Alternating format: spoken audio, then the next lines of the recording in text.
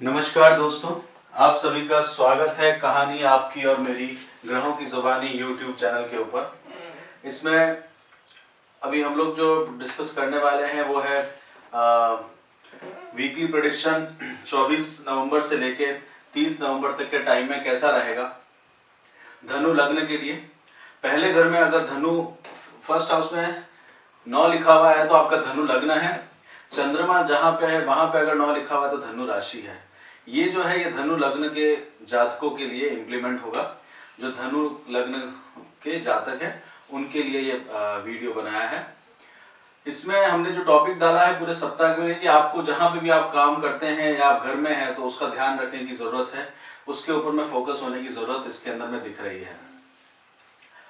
थोड़ा सा और डिटेल में जाएंगे तो हम लोगों ने ग्रहों के साथ साथ में नक्षत्रों का भी रोल इसमें आपको थोड़ा सा डिफाइन होगा, आपको समझ में आएगा कि नक्षत्र भी अपना रोल प्ले करने वाले हैं इन 7 दिनों के अंदर में। और उससे आपकी हेल्थ के ऊपर में, एजुकेशन, आपकी विवाह के योग, और अगर किसी को विदेश जाना है तो उसके ऊपर में किस तरह का इसका प्रभाव पड़ने वाला है, पैसे के अंदर में नफा होगा कि नुकसान होगा, उसके बारे में लास्ट में हम लोग डिस्कस करेंगे। धनु लग्न आप जानते ही हैं कि काल पुरुष की कुंडली में 9th हाउस है, यानी कि सौभाग्य का घर है, ईश्वर का घर कहलाता है। ये ईश्वर का घर नहीं कहलाता, ईश्वर यहाँ से ईश्वर को देखा जाता है। और ये आपका त्रिकोण के अंदर में आते हैं काल पुरुष की कुंडली के अंदर में। और त्रिकोण के स्वामी होने के कारण आपके पूर्व जन्मों के कर्म जो होते हैं, जो आपने प्रारब्ध कर्म करने होते हैं, वो सारा इधर स्टोरेज होता है। तो अगर आपने बहुत अच्छे कर्म किए होते हैं पिछले जन्म में तो मेरा मानना यह है कि धनु लग्न उनको मिलता है। क्योंकि धनु लग्न के अंदर में आप देखिए तो इनके केंद्र के अंदर में ही गुरु की दोनों राशि है, साथ ही साथ में बुध भी जो है वो भी 2 जगह है। तो बुध के अंदर में भी 7th और 10th हाउस में आता है। साथ में आप देखें तो त्रिकोण के अंदर में मंगल की राशि आती है और सूर्य की राशि आती है। सूर्य जो है मतलब आपके जो भाग्य के कारक होते हैं, कारक ग्रह होते हैं। मंगल भी आपके लिए अच्छा रिजल्ट लेके आते हैं। इसमें अगर देखेंगे तो सूर्य जो है वो अभी वृश्चिक राशि के अंदर में है, जो आपके अष्टम स्थान में पड़ती है, और अनुराधा नक्षत्र यानी कि शनि के नक्षत्र में है। शनि जो है वो आपके घर से आपकी दूसरी और तीसरी राशि है, मतलब दोनों ही घर जो है, एक तो मारक घर कहलाता है, तीसरा जो है उपचय स्थान कहलाता है। तो यहाँ पे आपके शनि बैठे हुए हैं। तो सूर्य जो है देखा जाए तो आपके व्यय के स्थान में है, जहां एक्सपेंडिचर होगा वो स्थान दिखाता है। साथ के साथ में ये भी दिखा रहा है कि थोड़ा सा आपका जो किस्मत है वो थोड़ी कम साथ में देगी, क्योंकि केतु भी साथ में है। तो थोड़ी सी किस्मत की तरफ से भी बहुत ज्यादा रिजल्ट्स नहीं आएंगे, क्योंकि शनि के साथ में है और अभी सप्तम स्थान से आके सप्तम राशि से आके अष्टम राशि यानी कि वृश्चिक राशि में, तुला से वृश्चिक में आए हैं। तो बहुत ज्यादा पॉजिटिव रिजल्ट इधर नहीं लेके आ सकते। और 12th हाउस के अंदर में भी है तो बहुत ही थोड़ी सी हेल्थ के रिगार्डिंग, या फिर कोई ऐसा ना हो कि आपको डॉक्टर के पास जाना पड़े या इस तरह का प्रॉब्लम आ सके, तो उसके लिए आपको थोड़ा ध्यान देने की जरूरत है। सूर्य जो है मंगल के साथ में, मंगल की राशि में बैठे तो मंगल को भी देखना बहुत जरूरी है। सूर्य देखिए वृश्चिक में है तो मंगल को देखना बहुत जरूरी है। मंगल की भी प्लेसमेंट बहुत ज्यादा अच्छी नहीं है। मंगल की आप देखेंगे तो मंगल जो है वो रेवती नक्षत्र में बैठे हुए हैं बुध के साथ में, मीन के अंदर में 4th में, मतलब मंगल जो है 4th हाउस के अंदर में बहुत अच्छा रिजल्ट नहीं लेके आते काल पुरुष की कुंडली के अंदर में। और मंगल का काम घर में नहीं, 10वें स्थान में वो दिग्बली होते हैं। तो यहाँ पे मंगल जो है वो बहुत ज्यादा अच्छा रिजल्ट नहीं लेके आएंगे। साथ में देखा जाए तो मंगल जो है बुध के साथ में है, और बुध की राशि में बुध जो है वो तुला और वृश्चिक दोनों में रहेंगे। तो उसके बाद वो वृश्चिक में भी चले जाएंगे, यानी वो भी अष्टम स्थान में चले जाएंगे। तो आपको सेहत के साथ साथ घर का ध्यान रखने की इसमें बहुत ज्यादा जरूरत है। बुध जो है वो तुला और वृश्चिक में मूव करेंगे, जब उसके साथ में विशाखा यानी कि विशाखा नक्षत्र में जाएंगे गुरु के साथ में, तो कुछ ना कुछ नीच भंग राजयोग बनेगा। थोड़ा सा एक बहुत अजीब सा टेंशन आपके पास में आएगा, और बहुत ही सडनली अगर देखा जाए केतु के साथ सूर्य का होना, शनि का गुरु के साथ में होना, कैप्रिकॉन राशि यानी मकर राशि में गुरु इतना अच्छा रिजल्ट नहीं देते, तो कोई बहुत बड़ा झटका आपको लग सकता है जिससे आपकी थोड़ी जिंदगी जो है वो चेंज होने की कगार पे आएगी। तो इन 7 दिनों के अंदर में उस तरह का एक माहौल बनना शुरू हो जाएगा, जिसके लिए आपको बहुत सावधान रहने की जरूरत है। साथ के साथ में देखा जाए तो पूर्वा भाद्रपद गुरु का नक्षत्र है और उत्तरा भाद्रपद शनि का नक्षत्र है, तो उसके अंदर में भी चंद्रमा का मूवमेंट रहेगा जो आपके सेकंड हाउस को इम्पैक्ट लेके आएगा। सेकंड हाउस जो होता है घर का स्थान होता है, तो यहाँ पे आपके घर के अंदर में आपको थोड़ा सा ध्यान देना पड़ेगा। हालांकि सेकंड हाउस में गुरु जो है वो पैसे के कारक होते हैं और सेकंड हाउस में भी हैं, वो भी धन का कारक ही होता है, परंतु यहाँ आपके लिए बहुत अच्छा अभी रिजल्ट इस वीक में नहीं लेके आ सकेंगे, क्योंकि अभी वो एक जंक्शन से मूव हुए हैं, मतलब धनु राशि यानी कि आपके लग्न से वो सेकंड हाउस में आए हैं। साथ के साथ में गुरु का जो है वो उनका जो दृष्टि है वो आपके कर्म स्थान पे भी है, तो कर्म स्थान में भी वो जरूर अपना एक असर छोड़ेंगे, क्योंकि शनि भी साथ में है। तो शनि और गुरु का इफेक्ट आपको अपने कर्म स्थान में भी देखने को मिलेगा धनु लग्न के अंदर में। और अगर थोड़ा सा डिटेल में जाते हैं तो रेवती नक्षत्र में 26 तारीख को चंद्रमा रहेंगे। वो बुध के नक्षत्र में है, उस समय मंगल के साथ में रहेंगे, और चंद्र और मंगल का योग जो है एक भूमि श्रेष्ठ योग बनाता है। तो अगर आप घर के लिए कुछ डिसीजन लेना चाहते हैं तो ये एक अच्छा योग बीच में बन के आएगा 26 तारीख को। ओवरऑल अगर दूसरा देखें, अगर घर बेचने के बारे में देख रहे हैं तो केतु भी जो है आपके बेडरूम में है, तो उसको आप सेल करने के बारे में भी सोच सकते हैं। साथ के साथ में फिर उसके बाद में अश्विनी नक्षत्र में 27 तारीख को चंद्रमा मूव करेंगे और 28 तारीख को भरणी या शुक्र के नक्षत्र में आएंगे। तो आपको कहीं ना कहीं थोड़ा सा लाभ हो सकता है, क्योंकि गुरु भी धन स्थान में और शुक्र जो आपके लाभेश हैं वो भी अपने घर में बैठे हुए हैं, तो थोड़ा सा बेनिफिट आपको पैसों का मिल सकता है। अगर आप देखें तो सरकारी कामकाज के अंदर में थोड़ा सा दिक्कत आएगा, वहां पे कुछ पैसे खर्च होने के योग इसके अंदर में दिख रहे हैं, तो वो आप कोई भी डॉक्यूमेंट वगैरह साइन करें तो बड़ा ध्यान से आपको करना होगा। फिर रोहिणी नक्षत्र में चले जाएंगे जो सबसे चंद्रमा को प्रिय है, परंतु राहु के साथ होंगे, तो राहु के साथ में माफ करिएगा, तो उसके साथ में आप देखेंगे तो 6th हाउस में बहुत अच्छा रिजल्ट लेके नहीं आएंगे।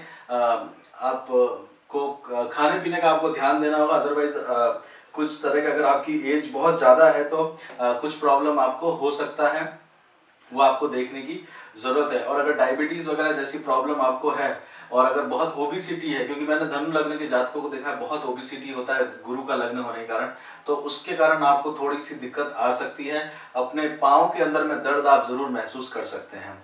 तो ये ओवरऑल आपका 24 नवंबर से 30 नवंबर तक में सभी नक्षत्रों का मूवमेंट रहा। राहु भी जो है वो मृगशिरा नक्षत्र यानी मंगल से मंगल के नक्षत्र में है, तो वो भी कहीं ना कहीं अपना असर दिखाएंगे ही दिखाएंगे। तो ये ओवरऑल आपका मूवमेंट रहेगा चार्ट के ऊपर, किस तरह से ग्रह मूव करेंगे।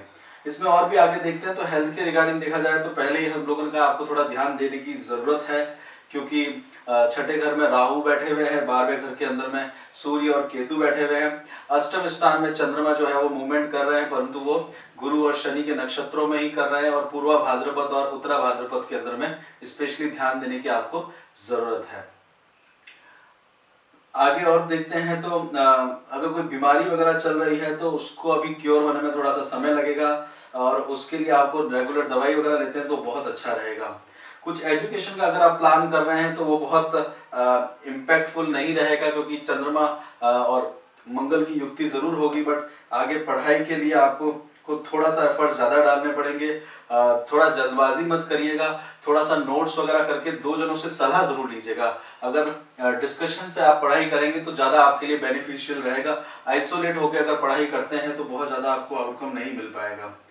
दूसरा, अगर किसी पढ़ाई का किसी प्रोजेक्ट को खत्म करना चाह रहे हैं तो वो अभी खत्म होता हुआ नहीं दिख रहा, वो आपका उल्टा उसके अंदर में कुछ नए आइडियाज आपको आ सकते हैं और उसको आप खुद भी बढ़ा सकते हैं, ऐसा लग रहा है। घर खरीदने के लिए अगर देखा जाए तो वो उसके लिए बहुत अच्छा समय चल रहा है, और घर अगर बेचना चाह रहे हैं तो घर बेचने के लिए भी थोड़ा सा सोच सकते हैं, क्योंकि